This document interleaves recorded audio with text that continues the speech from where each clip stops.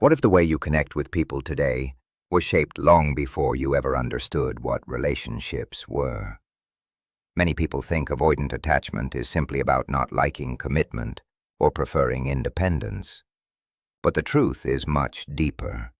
Avoidant attachment often begins in childhood, quietly developing through experiences that teach a child one powerful lesson: relying on others isn't safe. Over time, this lesson becomes a survival strategy. The child learns to hide emotions, suppress needs, and depend only on themselves. As an adult, that same strategy can create distance in relationships, even when genuine connection is desired. In this video, we'll explore how avoidant attachment actually starts in childhood, the experiences that shape it, and the hidden emotional patterns that continue long into adulthood. Every child enters the world with a natural need for emotional connection. Long before they can explain what they are feeling, they communicate their emotions through crying, facial expressions, body language, and behavior. These signals are not random. They are a child's way of reaching out and saying, "I need comfort," "I feel scared," or "I need someone to help me make sense of what I'm experiencing." When caregivers respond with warmth, understanding, and reassurance, children learn an important lesson. Their emotions matter, and other people can be trusted to help them through difficult moments. However, not every child receives this kind of response. In some homes, emotional expression is discouraged, ignored, or even criticized. A child who cries after getting hurt might hear, "Stop being dramatic." A child who feels anxious may be told, "There's nothing to worry about." A child who seeks comfort after a difficult day could be met with impatience, dismissal, or emotional distance. These responses may seem small when viewed individually, but when they happen repeatedly over the years, they can leave a lasting impact on how a child understands emotions and relationships. Children are incredibly observant. They quickly begin to notice which behaviors receive acceptance and which ones create discomfort in the people around them. If expressing sadness consistently leads to rejection, the child starts to hide sadness. If showing fear leads to criticism, fear gets pushed down. If asking for comfort results in being ignored, the child eventually stops asking. This adaptation is not a conscious decision. It develops gradually as a way to protect against disappointment and emotional pain. Over time, the child begins to internalize a powerful belief: emotional needs are a burden. Instead of seeing emotions as normal human experiences, they start viewing them as problems that should be hidden or handled alone. The child learns that vulnerability does not bring connection. It brings discomfort, rejection, or disappointment. As a result, emotional self-sufficiency becomes a survival strategy. On the surface, this child may appear mature, independent, and unusually self-reliant. Teachers, relatives, and even parents may praise them for being easy to manage and not demanding much attention. But beneath that independence is often a child who has learned to disconnect from their own emotional needs. Rather than feeling safe enough to seek support, they have concluded that the safest option is to rely only on themselves. As the years pass, this pattern can become deeply ingrained. What began as a childhood adaptation eventually shapes how relationships are approached in adulthood. The person may struggle to share feelings, ask for help, or depend on others, not because they do not want connection, but because they learned very early in life that emotional needs were something to keep hidden, rather than something deserving of care. Independence is often seen as a positive trait. Most parents want their children to grow into capable adults who can solve problems, make decisions, and take care of themselves. Healthy independence develops gradually, with children gaining confidence as they explore the world, while still knowing they have a safe place to return when they need support. The key is balance. A child needs both freedom and emotional security. When these two things grow together, independence becomes a strength rather than a defense mechanism. However, some children are pushed toward independence much earlier than they are emotionally prepared for. Instead of receiving guidance and reassurance during difficult moments, they are expected to handle challenges on their own. They may hear phrases such as, "You're old enough to deal with that yourself," "Stop depending on other people," or "Figure it out on your own." In some families, emotional support is limited because caregivers are overwhelmed, stressed, emotionally unavailable, or simply unaware of the child's emotional needs. As a result, the child learns that asking for help is either ineffective or unwelcome.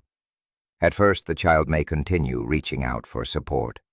They may seek comfort when they are scared, confused, or hurt. But if those attempts repeatedly result in disappointment, they begin adjusting their behavior. Instead of expressing needs openly, they start solving problems alone. Instead of looking for comfort, they suppress their feelings.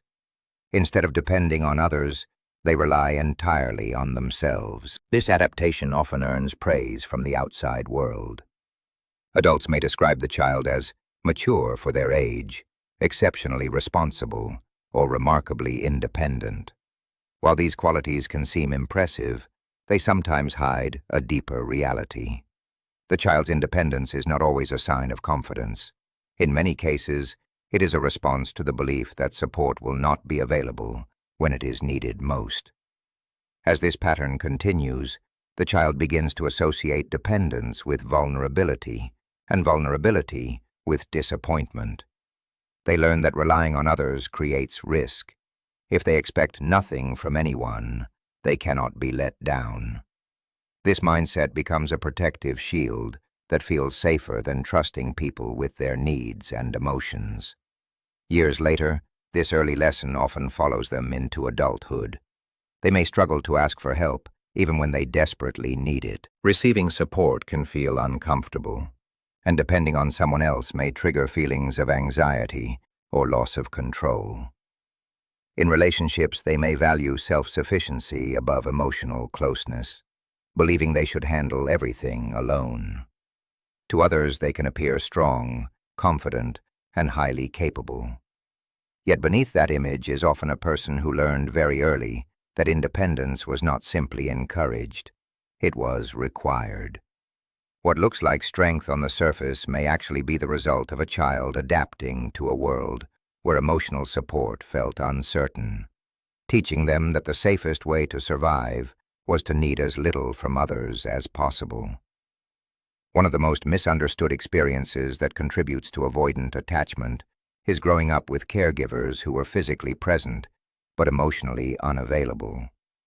From the outside, everything may have appeared normal. The child had a home, food on the table, clothes to wear, and parents who fulfilled their basic responsibilities. There may have been no obvious signs of neglect or mistreatment. In fact, many people who develop avoidant attachment look back on their childhood and initially struggle to identify anything that was wrong because their physical needs were met. Yet emotional connection is just as important to a child's development as physical care. Children do not simply need someone to provide for them.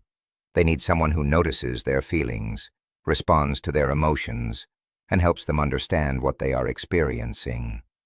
They need moments of comfort when they are scared, reassurance when they are uncertain, and emotional warmth when they feel alone. Through these interactions, children learn that relationships are places of safety and understanding. When caregivers are emotionally unavailable, these experiences become limited or inconsistent. A parent may be constantly busy, distracted, stressed, or emotionally disconnected from their own feelings.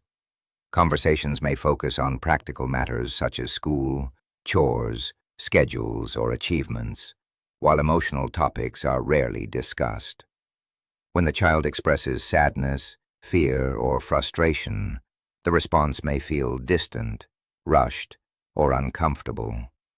The caregiver is physically there, but emotionally difficult to reach. Over time, the child begins to adapt to this environment. Rather than continuing to seek emotional connection that rarely arrives, they gradually lower their expectations. They stop looking for comfort because they learn it is unlikely to be available. They stop sharing their deeper feelings because those feelings do not seem to create understanding or closeness. The emotional distance becomes normal. This process is often subtle. There may be no major event that marks the beginning of the pattern. Instead, it develops through hundreds of small moments in which emotional needs go unnoticed or unanswered. The child slowly learns that relationships are not places where emotions are explored and supported. Relationships become functional rather than deeply connected. As these beliefs take root, the child becomes more emotionally self-contained. They learn to process feelings privately and keep vulnerable thoughts to themselves. This may create the appearance of confidence and self-sufficiency, but underneath is often a lack of experience with emotional intimacy. Since closeness was rarely modeled or experienced, it feels unfamiliar and uncomfortable. In adulthood, this early adaptation can continue to shape relationships. Emotional conversations may feel awkward. Vulnerability may seem unnecessary or even threatening. The person may genuinely care about others, yet struggle to express feelings openly or allow others to get too close. The challenge is not a lack of desire for connection. Rather, it is the result of growing up in an environment where emotional connection was rarely available, teaching the child that closeness is something to live without, rather than something to seek. For every child, vulnerability begins as a completely natural part of life. Children are born emotionally open. They cry when they are hurt, seek comfort when they are afraid, and express excitement, sadness, anger, and love without hesitation. They do not naturally hide their emotions. Instead, they look to the important adults around them to determine whether those emotions are safe to express. Through thousands of everyday interactions, children learn what happens when they reveal their inner world to others. When a child grows up in an environment where vulnerability is welcomed, they develop confidence in sharing their feelings. They learn that sadness brings comfort, fear brings reassurance, and mistakes do not threaten connection. As a result, they begin to view emotional openness as something safe and healthy. They understand that difficult emotions can be shared rather than carried alone. But for some children, vulnerability produces a very different outcome. When they express emotions, they may be met with criticism, impatience, embarrassment, or rejection. A child who cries may be told they are being too sensitive. A child who shares fears may be mocked or dismissed. A child who seeks comfort may encounter emotional distance or frustration instead of understanding. In some cases, caregivers may not intentionally harm the child. They may simply feel uncomfortable with emotions themselves and respond by minimizing or avoiding them. Regardless of the reason, the message received by the child remains the same. Over time, the child begins to associate vulnerability with emotional risk. Instead of leading to connection, openness seems to lead to disappointment, discomfort, or rejection. The child naturally adapts to protect themselves. They start hiding emotions that once flowed freely. They become more careful about what they share and with whom. Feelings that once sought expression are pushed inward, where they become easier to conceal. This adaptation often feels effective in the short term. By keeping emotions hidden, the child reduces the chances of being criticized or hurt. They learn to appear strong, calm, and unaffected, even when they are struggling internally. To others, they may seem unusually independent or emotionally mature. But what appears to be strength is often a protective strategy designed to avoid emotional pain. As this pattern becomes deeply ingrained, vulnerability starts to feel dangerous, even in safe relationships. The child grows into an adult who may instinctively pull away when emotional closeness increases. Sharing fears, expressing needs, or admitting emotional pain can create intense discomfort, because those actions activate lessons learned years earlier. Deep down, vulnerability still carries the possibility of rejection. The result is a person who often keeps others at a distance, not because they lack feelings, but because they learned that revealing those feelings was unsafe. The walls they built were originally meant to provide protection. Yet as time passes, those same walls can make genuine intimacy difficult. What began as a survival strategy in childhood becomes a barrier to connection in adulthood, reinforcing the belief that staying guarded is safer than allowing others to see what is truly happening inside. Every child has a deep need to feel loved, accepted, and valued simply for being who they are. Healthy emotional development occurs when a child experiences love that remains steady regardless of success, failure, good behavior, mistakes, strengths, or weaknesses. This kind of acceptance teaches children that their worth is not something they have to earn. They learn that they are lovable, even when they struggle, make errors, or have emotional needs. That sense of security becomes the foundation for healthy relationships later in life. However, some children grow up in environments where love feels conditional rather than consistent. The affection, attention, or approval they receive may seem closely connected to their behavior, achievements, or ability to meet expectations. They may receive praise when they perform well in school, behave perfectly, avoid causing problems, or take on responsibilities beyond their age. While encouragement and recognition are important, problems arise when these become the primary ways a child experiences connection and approval. Over time, the child begins to notice a pattern. Positive attention seems to increase when they succeed and decrease when they struggle. Moments of weakness, emotional need, or failure may be met with disappointment, criticism, withdrawal, or indifference. As a result, the child starts forming an important belief about relationships. Love must be earned. Instead of feeling secure in their value as a person, they begin measuring their worth through performance and self-control. This belief influences how the child behaves. They become highly focused on avoiding mistakes and meeting expectations. They learn to hide emotions that might appear needy or inconvenient. Rather than seeking support during difficult times, they try to solve problems on their own. They may become exceptionally responsible, hard-working, and self-sufficient, because these qualities seem to increase the likelihood of receiving approval and acceptance. The challenge is that this strategy creates a hidden fear beneath the surface. If love is based on performance, then failure becomes dangerous. If acceptance depends on appearing strong, then vulnerability becomes risky. The child learns to protect relationships by hiding the parts of themselves they believe could threaten connection. Emotional needs, insecurities, fears, and weaknesses are pushed into the background. As the child grows into adulthood, these beliefs often remain active. Relationships may feel safer when emotional distance is maintained. Depending on others can create anxiety because it requires revealing needs and imperfections. The individual may work hard to appear capable, independent, and in control at all times.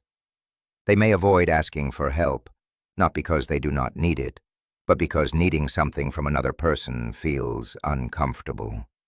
Deep down, there is often a fear that showing vulnerability could lead to disappointment or rejection.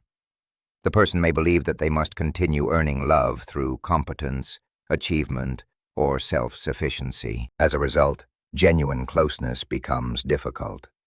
They care deeply about relationships, but struggle to let others see the parts of themselves that feel imperfect. What began as a childhood attempt to secure love and acceptance gradually evolves into an avoidant pattern, where emotional distance feels safer than risking the possibility of not being enough. By the time a child has spent years experiencing emotional dismissal, excessive pressure to be independent, emotional distance from caregivers, unsafe vulnerability, or conditional forms of love, something important begins to happen beneath the surface. These experiences no longer feel like separate events. Instead, they start combining into a single understanding about how relationships work. The child develops a quiet but powerful rule for survival. I can only rely on myself. This rule is rarely formed through conscious thought. A child does not sit down and decide to stop trusting others. Rather, the belief develops gradually through repeated experiences. Every time emotional needs are ignored, every time support feels unavailable, and every time vulnerability leads to discomfort or disappointment, the lesson becomes stronger. Eventually, self-reliance no longer feels like a choice. It feels like the safest way to navigate the world. At first, this strategy serves an important purpose. It helps the child adapt to an environment where emotional support feels uncertain or inconsistent. By depending less on others, the child reduces the risk of rejection, disappointment, and emotional pain. They learn to comfort themselves, solve problems alone, and hide feelings that might make them feel exposed. These behaviors become protective tools that help them cope with situations they cannot control. Over time, however, the survival strategy becomes deeply embedded in the child's identity. What began as an adaptation slowly transforms into a core belief about relationships and human connection. The child starts viewing dependence as weakness and emotional closeness as something potentially dangerous. Trust becomes difficult because trust requires vulnerability, and vulnerability has been associated with risk for so long. As the years pass, this internal rule often follows the individual into adulthood. Even when they meet supportive, caring, and emotionally available people, their automatic response may still be to rely on themselves. They may feel uncomfortable asking for help, sharing personal struggles, or leaning on others during difficult times. When relationships become emotionally intimate, a part of them may instinctively pull back, creating distance before they can become too dependent on another person. To those around them, they often appear strong, independent, and highly capable. Friends may admire their self-sufficiency. Partners may view them as confident and emotionally controlled. Yet beneath that appearance is often someone who learned long ago that relying on others carried emotional risks. Their independence is not always rooted in confidence alone. Sometimes it is rooted in protection. The difficult reality is that the same strategy that once provided safety can later create loneliness. Human beings are naturally wired for connection, support, and emotional closeness. When the belief that I can only rely on myself remains unchallenged, it can prevent meaningful relationships from fully developing. The individual may want love, trust, and intimacy, but struggle to allow those experiences into their life. This is why avoidant attachment is often misunderstood. It is not simply about wanting distance from people. At its core, it is a survival rule learned in childhood, a rule created to prevent pain. What once protected the child eventually becomes a barrier that limits connection, carrying old lessons into relationships long after the original circumstances have passed.